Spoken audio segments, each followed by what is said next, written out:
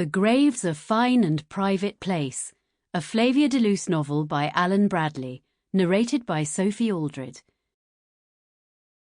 The grave's a fine and private place, but none, I think, do there embrace. Andrew Marvell, to his coy mistress, 1681. 1. I am on my deathbed. Again. Although I have done everything in my power to survive, it has not been enough. A human being can only bear so much. I turn my face to the wall in bitter remembrance. Father had died suddenly at Christmas, leaving a colossal vacuum, which we quickly realised would never, could never be filled. In some strange way, he had been the secret glue which held us all together, and with his passing, my sisters and I, never friends at the best of times, had now, and quite inexplicably, become the most deadly of mortal enemies.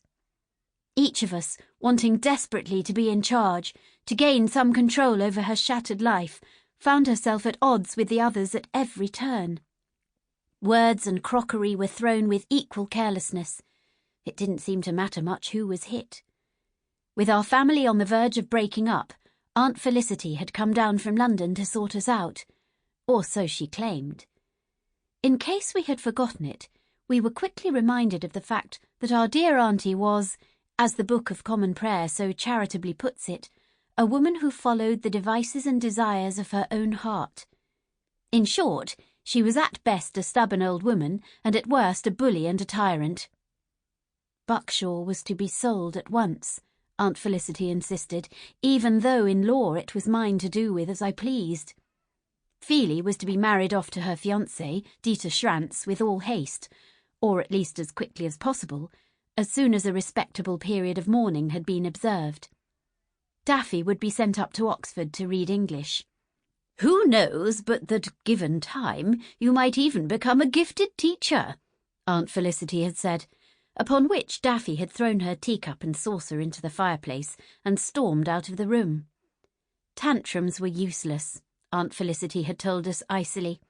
Tantrums solve no problems, but only create new ones. As for me, I was to be taken up to London, along with my cousin Undine, to live with Aunt Felicity until she could decide what to do with us.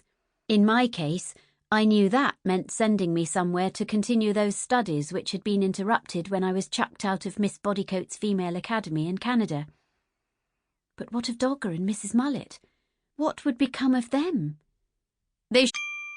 Sample complete. Ready to continue?